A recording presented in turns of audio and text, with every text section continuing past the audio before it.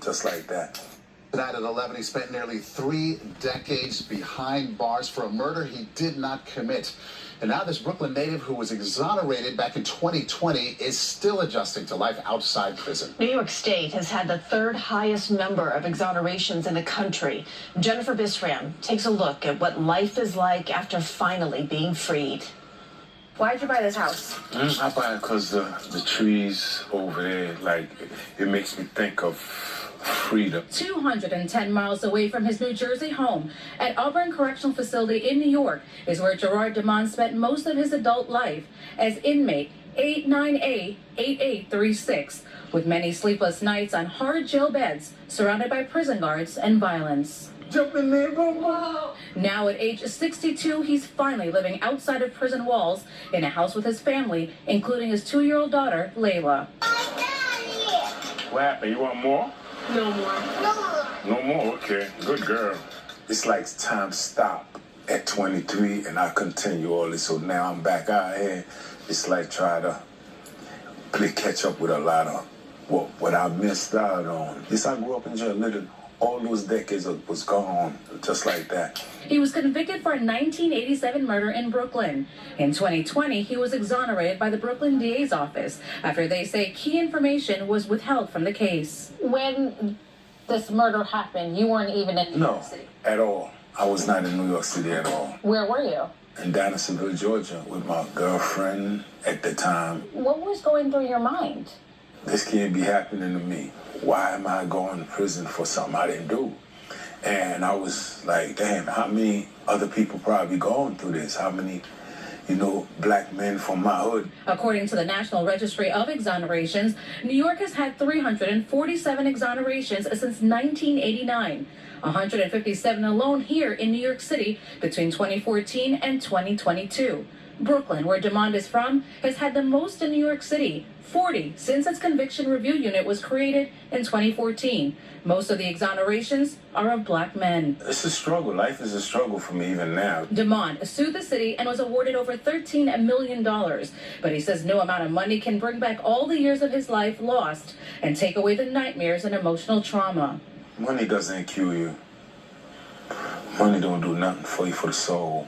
You take the shackle off, but you're still incarcerated because the pain, the scars, is never removed, regardless.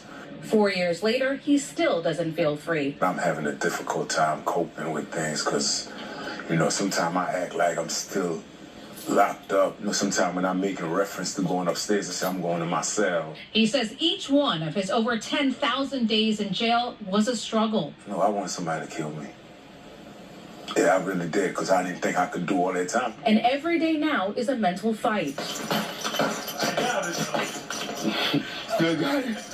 I was frightened to come home, put it like that. Why? Because this is a new world. It's like I was comfortable for some reason. I know what I had to do in there. For the most part, I'm lost out here, On this fall day, Domond shares that his family and building cars help him to heal. I'm going to therapy, but I have no peace. Money, everything I have that, but it's still a burden. I'm searching for something. I don't know what it is. Part of me is a man. But he says just like he never gave up on his innocence, he will not give up on feeling free. Jennifer Bisram, CBS News, New York. And the ordeal continues. The Brooklyn DA's office says there has not been another suspect identified in the murder Domond spent time in prison for. Experts say fewer people are being wrongfully convicted today because of tools like DNA and cell phone towers.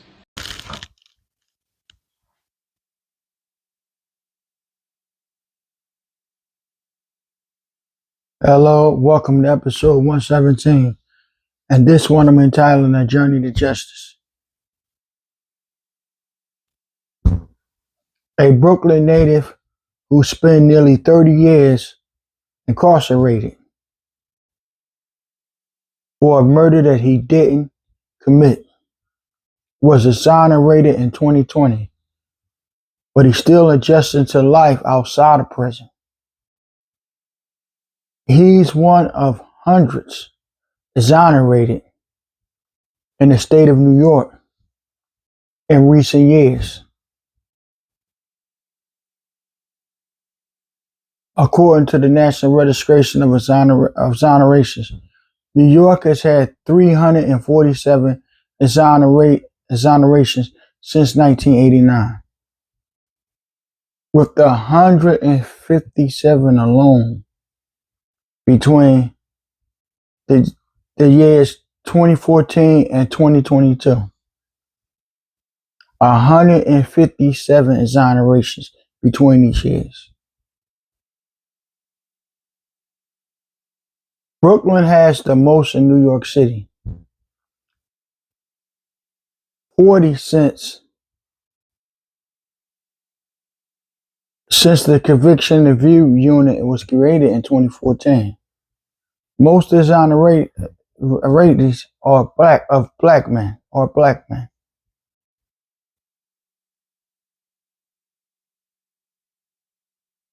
Gerard Dahmer was created in 1980 because was convicted in 1987 of murder in Brooklyn. But Dahmer said he wasn't even in the city at the time. He was reportedly in Georgia with his girlfriend, in which he was involved with in 1987.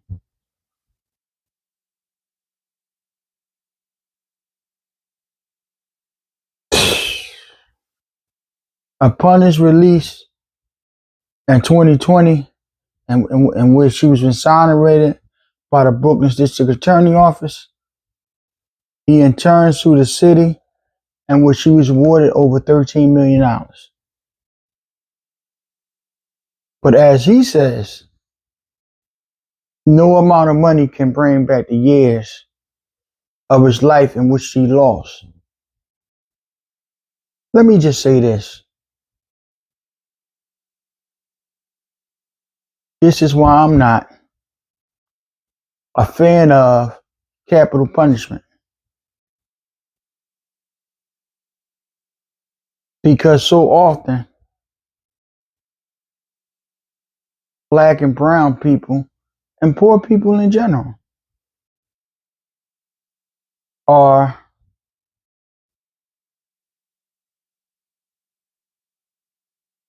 found guilty of crimes they didn't commit. And most likely they serve time. This is why I'm totally against the death penalty. Because if you have capital punishment and someone lose their life, and you find out later evidence that this person was wrongly convicted, it's too late now. You took their life. And in this case, you took the majority of this man's life away from him. This man is 62 years old as of today. You took away the majority of his 20s, his 30s, his 40s, and somewhat of his 50s. That's time that he would never get back. Now, I agree with Mr. Domond. No amount of money is worth the years that he lost. Time he spent away from his family, friends, and to the system. He lost his time to the system. I applaud that these guys are being exonerated and these men are being free and these cases have been overturned. And they're being done right. As right as it could be by the system, by awarding them money. You got to give them therapy and stuff to make their adjustment back into society seamless and easy as possible. When you used to living in a cell and you're locked up and you're not used to being free and not having to provide for yourself and feed yourself and shelter yourself and clothe yourself, it's important that they get the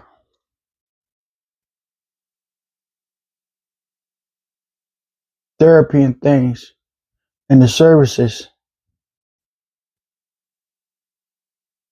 so they can adjust back to society.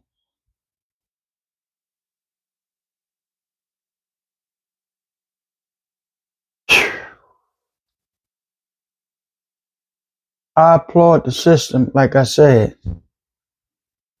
for trying to right the wrongs. But maybe there need not to be a rush to justice. Maybe these cases should be looked at more thoroughly before you take someone's freedom away from them.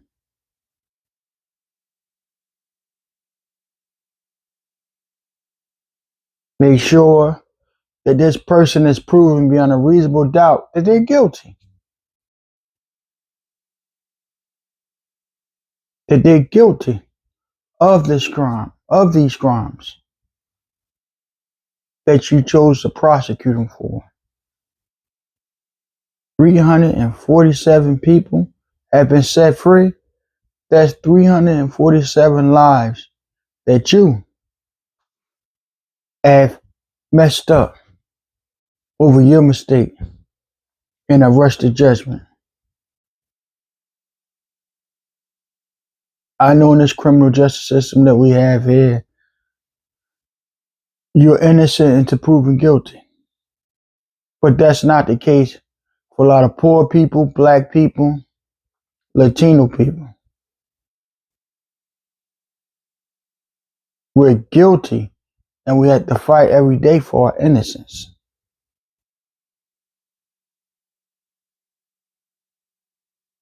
Which in turn isn't right. This isn't right.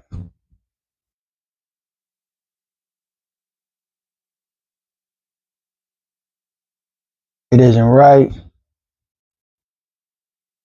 We should be afforded the same assumption of innocence in the eyes of the law as everyone. It shouldn't matter if you're poor, if you're rich, if you're white, if you're black, if you're Latino, Asian. What should be afforded to all of us is equal justice and equal rights under the law. If it's 347 people that's been exonerated, somewhere the law failed us. Somewhere the law failed these people. 157 people since 2014 to 2022. Somewhere the justice system failed these people. And to save the city and the state money and the taxpayers' money, because they the ones that's paying out these exorbitant judgments that these people are winning against the state and the city, which they should win, don't get me wrong. Because the city and the state brought forth charges against them. And they wrongly convicted these people. You gotta try to kind of make their fall and their cushion somewhat right for these people. Soften the fall.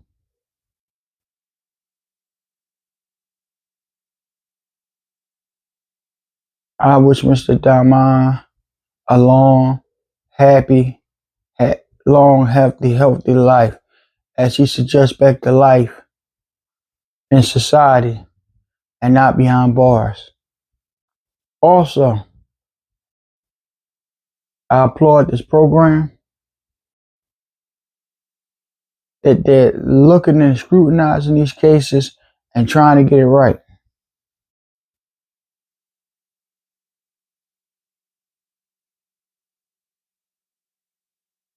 Thanks, like, share, and subscribe. I want to give a shout out to my man Crizzy. A shout out to my man Abu Saeed Amin that does beats for my intros and outros. Anybody that want to get in contact with him concerning music or anything, Facebook and Instagram at Saeed Abu Amin. Like, share, and subscribe. Shout out to my cousin Gee. Shout out to Karate Pete. Shout out to Tab. Shout out to Moo. Thank you.